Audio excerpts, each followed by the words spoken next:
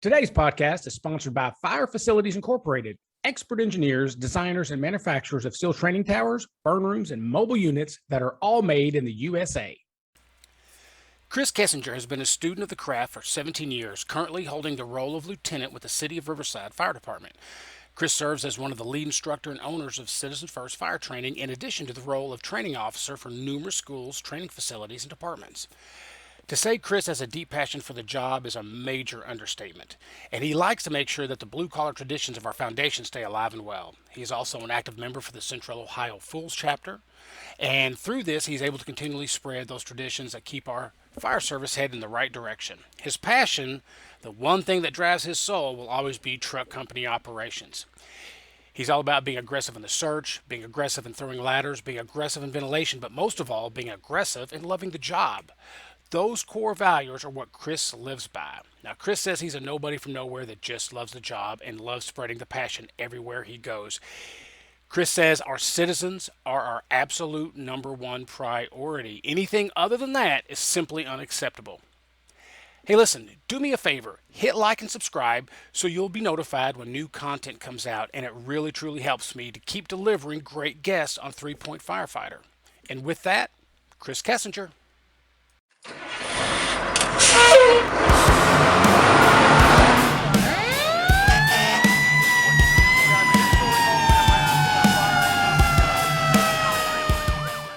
Welcome back to 3-Point Firefighter. Tonight's guest, I'm pretty excited to have on here from Citizens First Training, Chris Kessinger. Brother Chris, welcome to the show. Thanks for having me, brother. I appreciate it. Oh, man, you're doing me the solid. Couple quick things.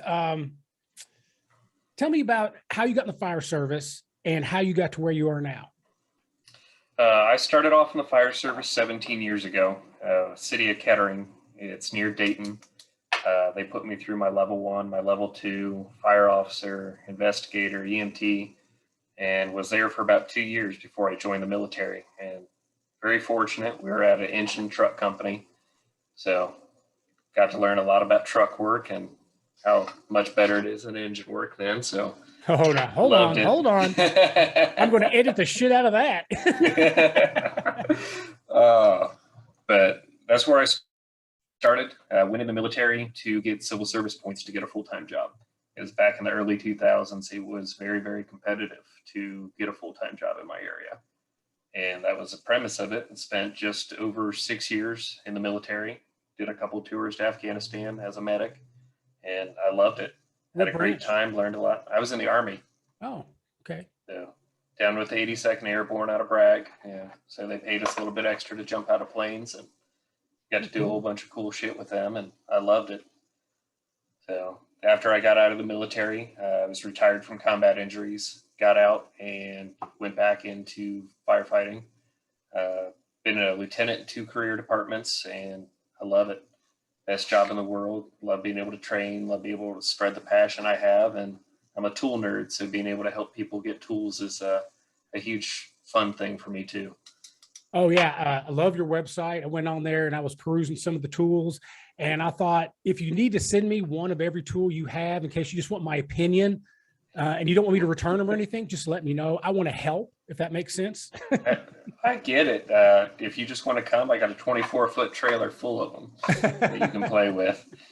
I noticed on there, let me pull up your website real quick.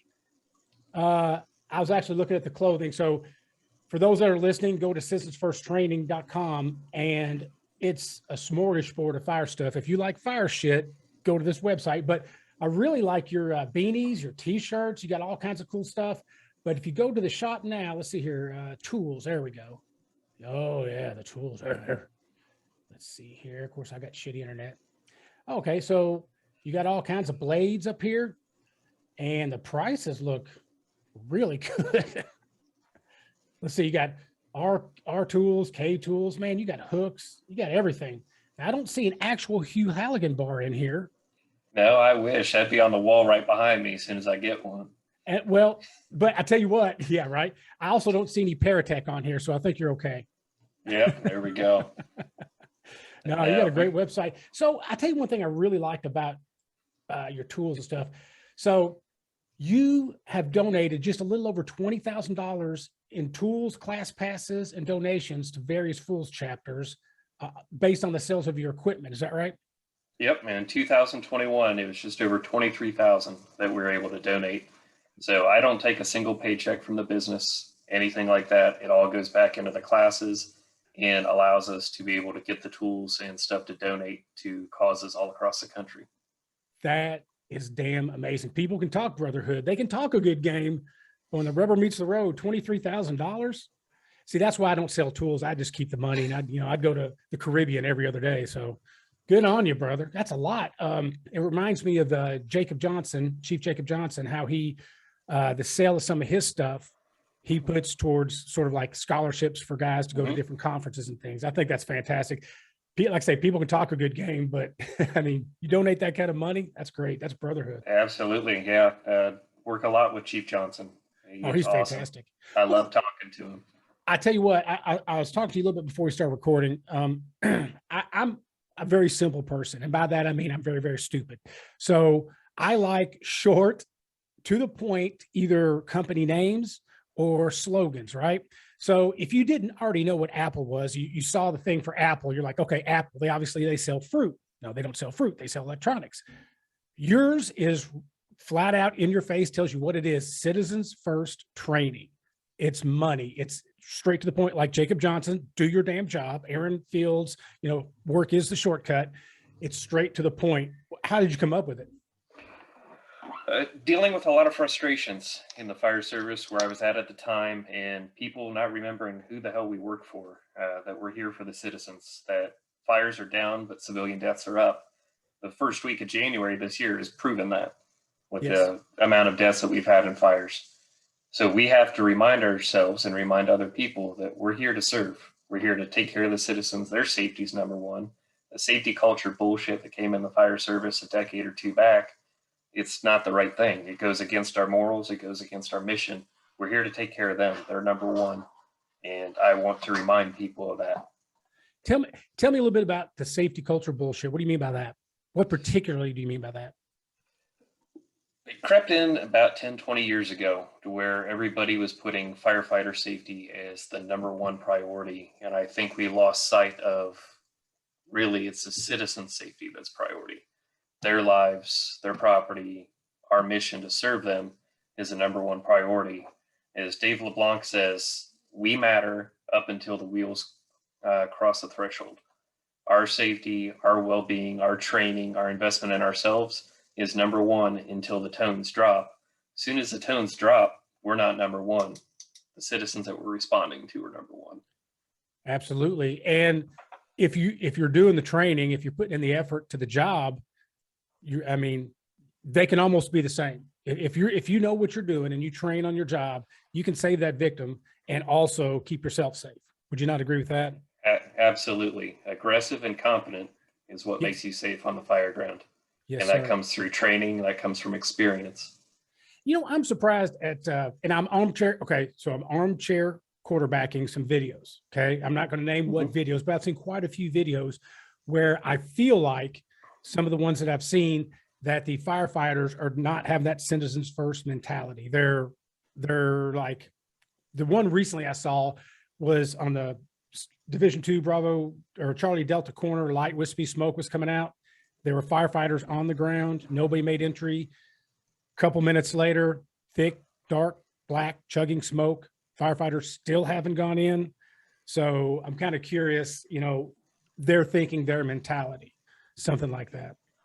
Yeah, I agree. And I've seen it before. I see it in departments I train with, I work with, and a lot of it comes down to people have been put into a position to where they have to ask permission to be able to do stuff. They're waiting for somebody to tell them to do stuff.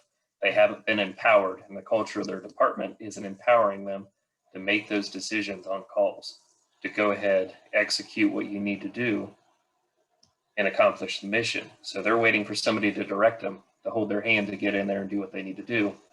They're not acting. No. So we recently had our deputy chief retired, but prior, he came up through the ranks, excellent firefighter, excellent leader. And he always said as a battalion chief, the first 5 minutes of the fire, just let everybody do their job.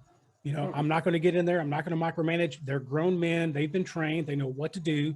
After about 5 minutes, when everything starts sort of changing, he might have to step up, but basically he's orchestrating and he's not micromanaging. He's not giving these, you know, hey, make sure you pull this line, make sure you go through this door, blah, blah, blah. So I always, of course, he's old school. He's very old school in that sense. And like you, I believe that the fire service has come around to that. Firefighters were first, you know, we're the most important thing, and we're not. I mean, if you join the fire department thinking I'm number one, you probably should be a cop. Get a zing in there and a cop. But great. But again, I think that they can be equal if you're up to the task. If you stay trained, if you do, you know, put the sets and reps in, you care about your department. I think they can be pretty much on the same level. But at the same time, there will become a time that you have to make that call. You know, it's hot down this hallway. I don't have a hand line. Do I keep pushing or do I go back? And that's when that citizens first kicks in, I think. Absolutely. And I think that if we're putting company officers, battalion chiefs, senior men into positions, we need to put them in a position to make a decision and empower them to do so. Yes. And have their back when they make a decision. Everybody's going to make a mistake. Not everybody's going to make the right decision 100% of the time. In fact, nobody will. Nope. But we have to support them by making a decision. Even a bad decision is better than no decision. Right. I had a great battalion chief that I worked for, and his thing was make a decision, good or bad, make a decision, and don't be afraid to change that decision based on what you see. Now, you also have something here on your t-shirt, which I just absolutely love. It says the rules are never more important than the mission. Money. I mean, again, straight to the point, no bullshitting around. Absolutely. It's a quote from a DC fireman that we had on a shirt run that we did last year. Yeah, I see they're out of stock. I'm not surprised. That's a good one. That's solid, man. That's solid. So we're kind of talking about aggressive mindset. Tell me about what you think of aggressive mindset, because you're getting ready to teach this, right? Yeah, it's a lecture class that we do. We have it going on at MAFC. We're teaching it in West Virginia at Sissonville Fire Rescue School, and we're going to be teaching it out at Lake of the Ozarks as well. To me, it's how you show up to work, how you're preparing for work, how we are executing our mission, the mindset that you bring in of wanting to serve, that the citizens are priority. We're here to reduce civilian fire fatalities. Even though fires are down, deaths are going up. So we need to do something. We need to change something, and that's with training, aggressive tactics, being proactive in what you're doing, connecting with the community, and truly investing in your job. Showing up to work early, making sure your gear's on, putting your mask on and doing a mask up drill with your gloves on every morning. Being ready when the tones drop to execute and be proactive and not reactive. That's excellent. I like the masking up drill every morning. I think that's amazing. I was, I was in Tacoma, Washington teaching, and there was a guy in my class that had these huge key rings, you know, like keychain key rings on his mask, and they were huge, and one on each side. And I'd never seen it before. And I said, "Hey, brother, man, what's up with that?" He goes, "So I can mask up with my gloves on." Now, the best part of it was this particular guy wasn't a frontline firefighter. He was already in administration. He was in the class, and he still did little things like that. And I thought that was pretty badass. That's a great leader, in my opinion. Yeah, I have the same thing on mine. I have nerve damage in my one hand. So I wear a Scott AV3000, and 4 of my points are taped in place and held. And that bottom right corner has that key ring on it. So it's easier to grab with the glove on, and it helps get my time to about 10, 12 seconds. Nice. Very nice. Now, you said you held up your right hand. I believe you got some nerve damage. Are we right hand nerve damage buddies? I think we are. We are. Oh, yeah. Yeah. So I have what's called Parsonage Turner syndrome. And most people have never heard of it. Doctors haven't heard of it. But for the longest time, I couldn't, if I was making a fist, that's what it looked like. I finally, through therapy, could close my fist, but they're weak like a kitten. I mean, I couldn't pick up stuff off the ground if I had to. So see, one more thing we got in common. I was all upset about having nerve damage, but now that I hear you have it, I'm like, well, I'm in with the in crowd with that shit. Yep. Partial 3 in these fingers. There you go. Any chance you got herpes? Because then we could be, you know what? Never mind. I'll tell you what, we'll talk about that later. So one of the things I like in your message is realistic training. So as a training officer, And I also teach my side hustles working for the society, going around teaching 1403 and basement fire. I always, and I mean always, struggle with making realistic fire training. What problems have you solved, and how do you reach that? A lot of it's, we go to a lot of thrift stores. We take the sterile training burn buildings and we get rid of them. We fully equip burn buildings and training facilities with furniture, clothes, shoes by the front door, bikes in the front yard, fences that we'll put out around the perimeter of everything. And we make it like a real house that you're living in. So we'll have kitchen pot pans out. We'll have a high chair that a kid will be in while parents went to sleep and there was a kitchen fire. We use a lot of live smoke. We can feed it externally from the structure or acquired structure. That way there's no live fire inside the house itself, but we try to make the conditions inside as realistic, outfitted as possible. And we put real shit in there because kids are going to hide under stuff. They're going to hide under blankets. There's going to be cribs in there. I have a crib in my trailer that has gone all across the country with us for classes. Oh, cool. And we make the conditions inside just like it would be a house. Yeah, I'm looking at your smoke machine basically in your gallery. I guess that's yours. Is that the one you actually drive around with? Clever. I like that. I like that. We stole that from a smoke diver program, made a little changes for ourselves, but it has a fan to pressurize everything and fits right in the back of the trailer. So we just made it here in the shop and it's gone all over with us. You know, that's great that you do that. And I love the idea of the little details, putting the shoes by the front door and the bikes and all that. That's really good. I recognize a couple knuckleheads in these pictures. Is that a one Mr. Sean Duffy? Sean Duffy. And let's see, is that Josh Webb from Louisville? I can't tell. Kind of looks like Josh Webb behind Arthur Ashley. I'd have to look, depending on the classes that we have going on, but yeah. Huh, cool. You got a lot of big names that work with you, and that's awesome. You get to go around the country and bring that message. Now, I take it your message is probably pretty scalable. Like you could take it to New York City, but you could also take it to, New Albany, Indiana, right? Oh, absolutely. Yeah, we have guys on the department from departments of all from our training company, from volunteer departments to large city departments and everything in between. So we have a nice mix of experience. I've done rural operations as I've done city operations, and we like to bring a lot of that experience to where we can relate and tailor the class to meet the department's needs. Because I can make a class all day long, but if I'm not able to make sure the training is fit to what you need as a department, what good is it doing for you to sit through it? Right. How often do you update your classes? I mean, is it something that's constantly being updated or continually? I don't, my PowerPoints usually stay open on my computer and I'm updating them, adding on to them and changing stuff usually on a weekly basis. Man, that's fantastic. So let's see here. Blue collar traditions of our foundation stay alive. So explain what that means to you. The fire service is a blue collar job. We get down, we get dirty, and we're here to work. So it's not to be comfortable.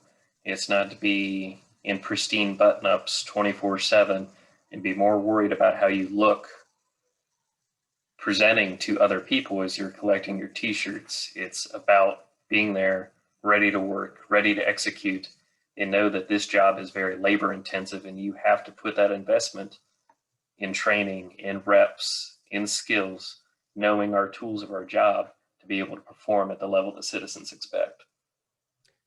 So you've been a firefighter for 17 years, right? Mm-hmm. So I've been a firefighter for a while, but I also noticed there's a part of my career where I was a complete bag of shit. I'd come to work, had this entitlement, like the department owes me, and I wasn't going to let that, that couch float up to the ceiling. I made sure that it never floated to the ceiling. I made sure I got my naps. Your basic bag of shit, right? Mm-hmm. So did you have any time in your career that you were kind of coasting, or have you always been go, go, go? Absolutely. I was a piece of shit for a while. So I got comfortable. We got in common. Yay. Yep. I got complacent. I was more worried about being comfortable and focusing on what I wanted to do versus what the mission was. And it took me getting my head out of my ass and actually going to outside trainings really sparked it for me. Being able to go out, attend trainings, see people that had true passion for the job. So being in a department that I wasn't happy in, not wanting to train, not wanting to do anything because there was no training budget, there wasn't anything to do, really killed it for a while, to where people were focused on sitting in the chairs, being comfortable, and not wanting to go on calls. And it drove me insane, to where I started paying out of my own pocket to go to trainings. And that reignited everything and lit a fire under my ass to truly focus on what this job is. So how long into your 17 years was that? When was that? I mean, that you said, oh shit. I really put heavy into it probably about 6-7 years ago. Really started pushing, getting into the training mindset. And part of that time I was in the military, so I wasn't actively being able to do everything all the time because I was active duty. But about that time, I was ready to truly commit. And that's where I realized all my shortcomings, where I needed to improve on. And the first forcible entry door I bought was for myself to do reps in my garage. Nice. Because I wanted to be better. I wanted to know my job. I wanted to get the reps in. I wanted to make those mistakes so I could learn how to correct them, how to get through that door and to be better. So how aggravated was the family when they heard that tink, tink, tink all day and night long out in your garage? Oh, my wife loved it. No, she didn't. She hated it. She still hates it. I'll have 4 saws running out on the driveway just doing regular saw maintenance on stuff, and she'll just shake her head at me. Oh man, we made the mistake of putting one of those inside a bay and for some practice. And I was like, oh my God, that was a little much. Oh yes. So, so how did you get, okay, I can understand. Okay. You're reignited about the job. Okay. You're refocused. So you're putting all this effort into it. How did that translate into doing Citizens First? After I got the door, I started helping teaching with some friends that were doing classes at conferences, at different things, and that really started igniting the passion. And I love doing that. I love being able to get out there, help, and it really made me fall in love with the job again and reignite my batteries every time I went out. So I was able to get a recharge every time, being able to see all these motivated guys, be able to get the reps in, to where I wanted to be able to do it more. I wanted to be more legitimate with what I was doing, and also wanted to have the protection for my family. It just wasn't some Joe Schmo going out there, and with how society goes of wanting to sue everybody, I started the LLC just to do small little classes here and there, and it blew up. It really took off, and we've loved every minute of it. Did it take off just locally in Ohio, or did it just go all over? Did everybody say, hey, look, I need this? It started off in Ohio, and then I was driving to work one day about 2 years ago and got the idea to run a search conference. And I was just driving to work and it hit me. So I messaged Arthur Ashley and asked if he'd be interested, and then talked to Sean Duffy, Justin Fraze, a few other people. And a couple months later, we had the first Prioritize the Search conference going on in the state. And since then, we had people from, I think, just over 12 states attend that first conference. And now we have people coming from as far as California for the classes here in Ohio. So talk about prioritizing the search. What happened? What did you read? What did you see that in your mind went, hey, we got to really get back to searching? Do you feel like it wasn't being done correctly? When I was trained, when I went through the academy, we were taught to hold the person's ankle in front of you. You let go of the ankle in front of you, you die. If you come off the wall, you die. And it wasn't right. Every day I would write up when I went to work. We had a dry erase board. We put our duty assignments, and I started putting the civilian fire fatalities up for the calendar day. And I tracked those. So every 3 days I went to work, I was updating them. And you could see them climb and climb and climb. And looking at all the information, fires are down, deaths are up, where's our disconnect? And then seeing other people on other crews, there's a huge disconnect in search.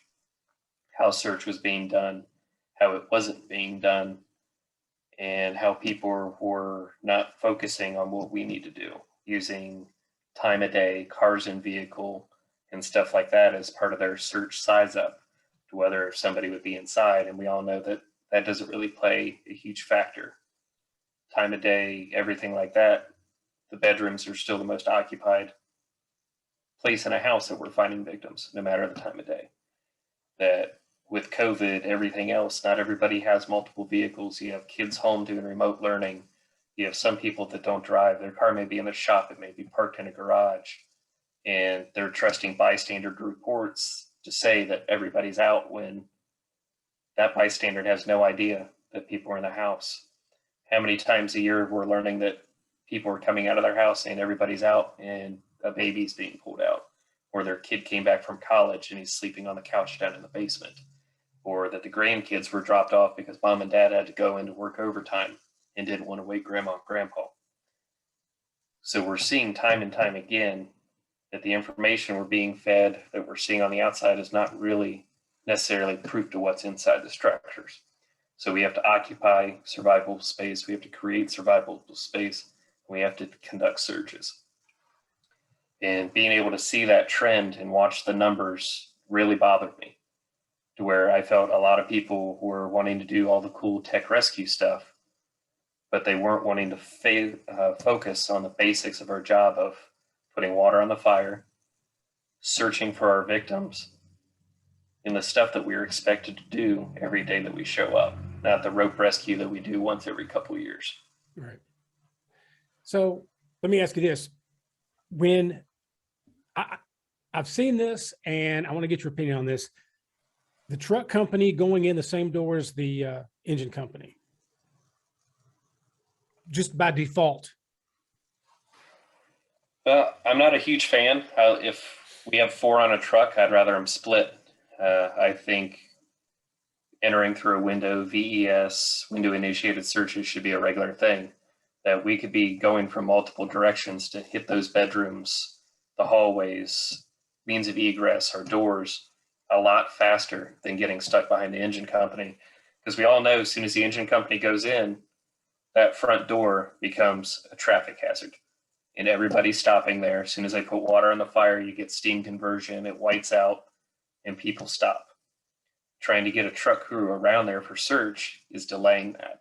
So looking for a Bravo side door, bedroom windows, a door on the Charlie side, stuff like that should be a truck company's main focus. We need to be splitting. We need to be searching that space a lot faster, meeting in the middle.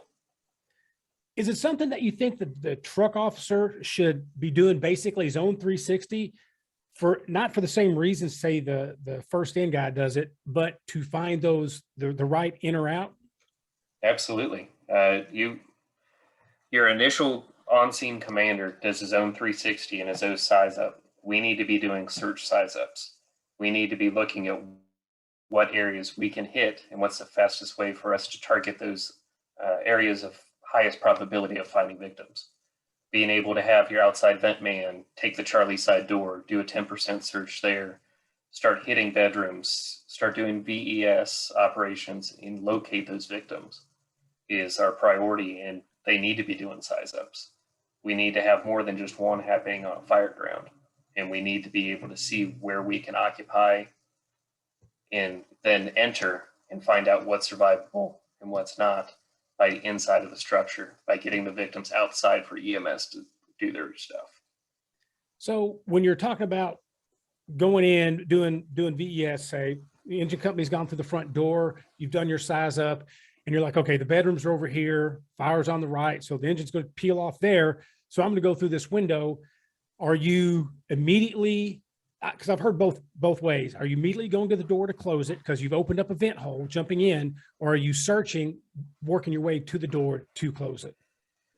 I like to send somebody to the door to be able to look in that hall. I like to have a more seasoned guy making that door to look in the hall to see if we can extend the search and turn that VES into a window initiated search. Just another doorway at that point, to where that experienced guy can look in the hallway, look for victims in that hallway, and see what the conditions are once that room is searched and cleared, or where we go next, what we do next. So I like being able to get that tactical size up from inside the hallway. And you're closing doors as you go? Yeah. Okay. So I like to isolate as we're going, make the rooms more survivable at that point, and be able to mark stuff as we're sizing up and searching as well. But I think you would agree that the engine company is the hero of the fireground. Ooh, about that. You were being so polite. I appreciate that. You can tell me to go fuck myself. That's all right. Oh no, I'm stuck on an engine now too, so I really can't say anything. It's just I love truck work. See, I've always enjoyed. I've been on a few trucks, but I've always enjoyed engine work more. And if you listen to the podcast, I've said this several times. One of my biggest weaknesses was truck work, and I was in a house with an engine company, and I was on an engine company with a truck, and I would constantly when I came out of my shitbag coma and wanted to do the job right, I realized that I was terrible at one of the reasons I didn't like truck work is because I really didn't understand it that well. So the guys that I was with, I was always bugging them to have them show me stuff, not because I wanted to be on the truck, but I wanted to shore up my weakness a little bit. And God forbid, we're a small department. If they needed something from the truck or something to do, somebody to do truck work because something else that went wrong, I wanted to be prepared. So yeah, I like to tease the truckies, but what can you do? Both are important on the fire ground. So as long as you're competent and aggressive in doing it, it's all good. So when you're doing your live training, your live fire training and stuff around the country, do you ever run into issues with the administration and their local policies not letting you do certain things? No, we really haven't had an issue anywhere we've gone. We try to really understand the department before we go. A lot of the places we go, the students have attended our classes elsewhere, and we're very open up front with what's going on. We talk to the training coordinators of everything, and we ensure that we have a high instructor ratio to students for that safety factor. I mean, at our first Prioritize the Search, we had one instructor for every 2 students. One instructor for every 2 students? Yeah. Well, that's amazing. We go extremely instructor heavy for these classes for that safety factor because we are making the conditions as realistic as possible. We also want to make sure that our students are learning as much as they can during it, getting the most value from it, getting the most reps that they can, but also remaining safe as we're doing it, well, as safe as we possibly can. Right. But that way, if we have somebody panicking, we have an issue going on, we can address it right then and there and make it a learning opportunity, keep everybody safe, get the victims out, and go home. So what are some of the classes that you teach besides Prioritize the Search? We do a lot of forcible entry. That's a huge class for us. We just actually opened up registration to another one here in Ohio yesterday. So we do a lot of forcible entry, a lot of saw work. We're building a lot of engine classes. I know that'll make you happy. Yahoo! Well, you can't have Brad Clark on your wall behind you and just say it's all truck work. I mean, come on. Oh, yeah. So we're working a lot on the engine side as well. We're getting ready to come out with a couple new classes for engine side as well. We do a lot of ground ladder competence, truck work without the truck. We do a lot of search, obviously, even searching without the hose line, using water cans for medic crews and stuff like that are arriving first. We can initiate operations. So we do a lot of everything. We just don't focus on one discipline with it. We just love to train, love to do stuff. You love fireman shit.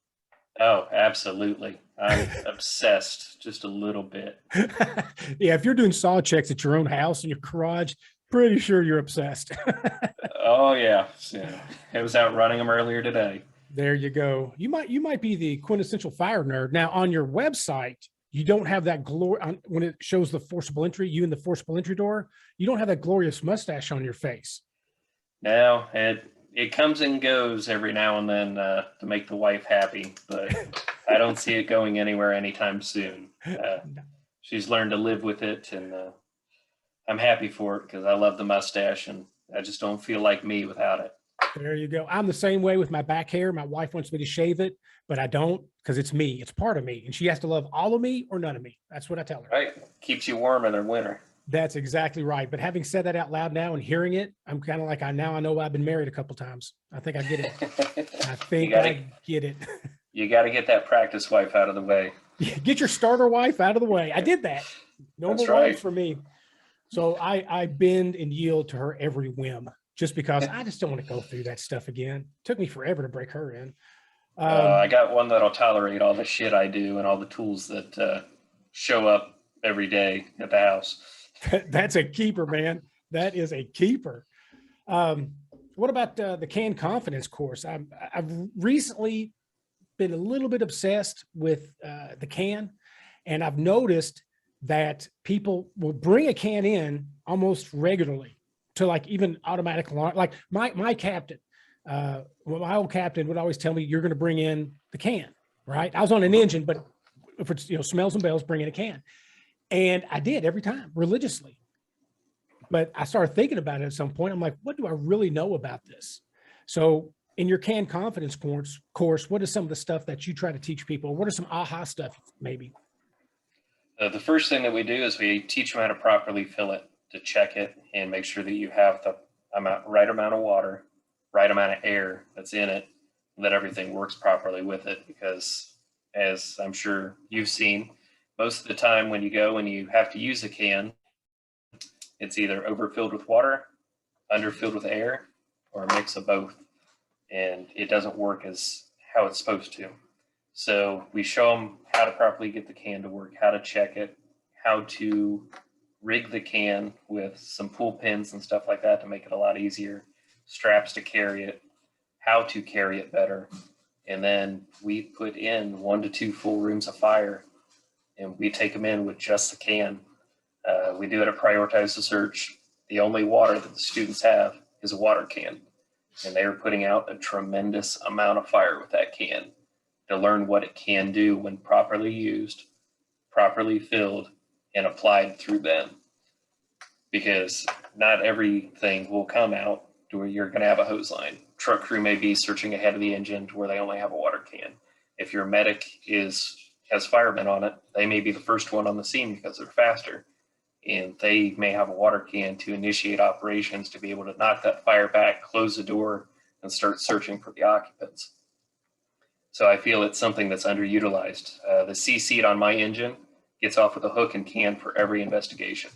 If it's not a working fire, we're not stretching a line, they better have the can in their hand when they get off.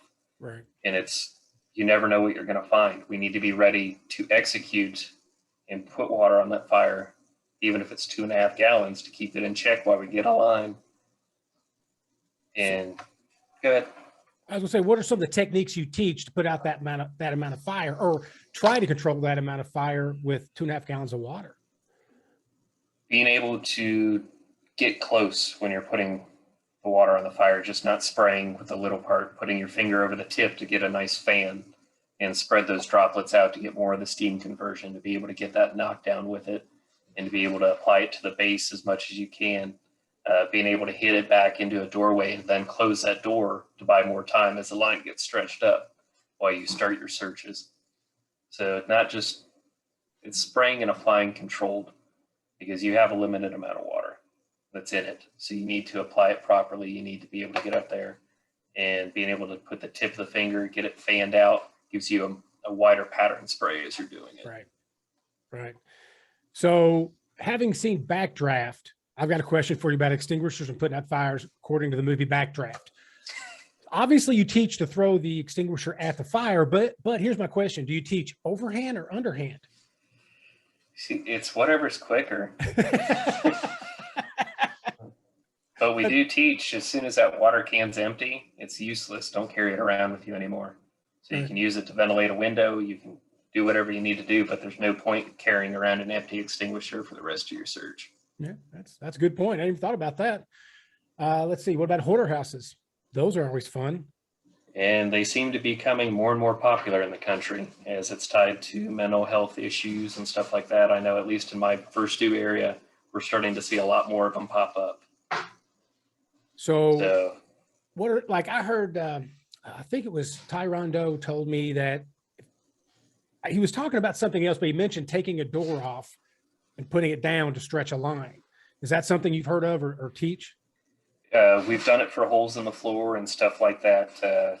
I'm also a big fan if we open a door as we're doing our 10% search. If I find stairs behind that door, it's either going to block a hose line or it's going to block a search crew. So that door comes off the hinges and is removed. Okay. So yeah, being able to use it, covering stairs, holes in the floor, large hazards, absolutely. Oh, great idea. You can even use closet doors for bedrooms that are burned through to put up and buy you more time to isolate.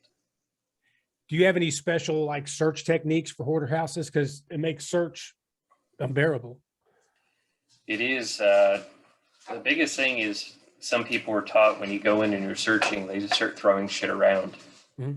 You don't like to do that when you're searching normally because you're going to lose your orientation.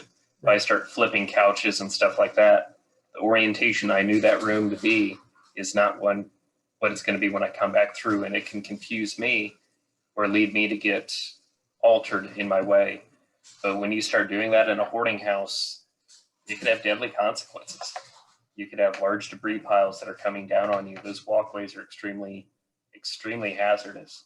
So a tactic that you can use is doing window to door conversions around the perimeter of the house. Have your rat teams start doing that and start removing shit from those window to door conversions to start clearing some of the obstacles, start getting additional means of egress and entry for crews, for victims, for firefighters, stuff like that, and start removing some of that hazard load.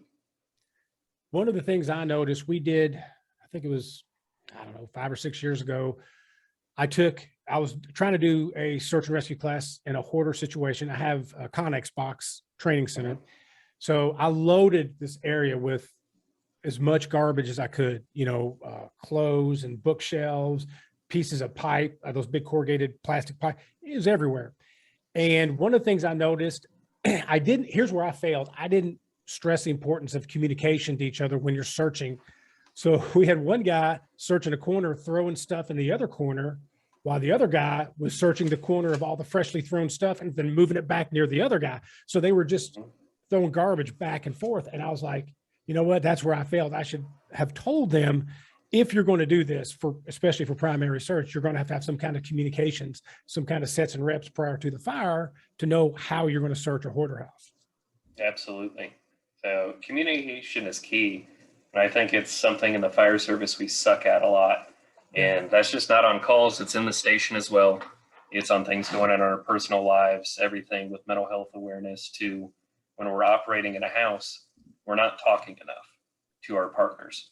Right. We're not. The benefits of that when you're operating in the house, you're conserving air. You know what the other person's doing. You're able to spread out a room or two apart. And as long as you guys can communicate, you're still a crew. You still have your integrity. You're able to do what you need to do. And you know what's going on, to where if you start hearing silence, they're not answering back, you know you need to go figure out what's going on with them. You know where they're at by talking to them, but something changed, something went wrong, and you need to go figure it out. I couldn't agree more. Now, before I let you go, you've got to settle the age-old debate: tripod versus crawling. See, a lot of it's going to be the condition. I'm a huge tripod person because if I'm down crawling, I can't see what's going on above me. Right. I can't see what's going on behind me. So I want to be able to have that versatility, whether I have a hose line, I'm searching, I'm moving anything down, what I need to do. I'm a huge tripod fan because I'm able to look a full 360 continually, watch for fire licking over top of me, watch for any conditions that are changing. Plus, I'm able to more effectively communicate with my crew. Being an officer, I'm going to be in front of my nozzleman until I get to where he's going to start spraying. I'm going to start leading my junior guy where he needs to go. I'm going to find the fire, find whatever needs to be going on, and be leading him from the front. It's a lot better for me to be able to communicate that way. I'm able to read the conditions a lot better, to where if you're just staring at the floor trying to crawl, you don't know what's going on behind you. You don't know what's going on above you, and you can put yourself into a very bad situation. Absolutely. We hired a brand new guy. He was a lateral transfer, so he had fire experience. And one of the things I'm supposed to do is kind of a mini academy to test their skills where they're at before we release them into the wild. And we were doing searches, tripod position.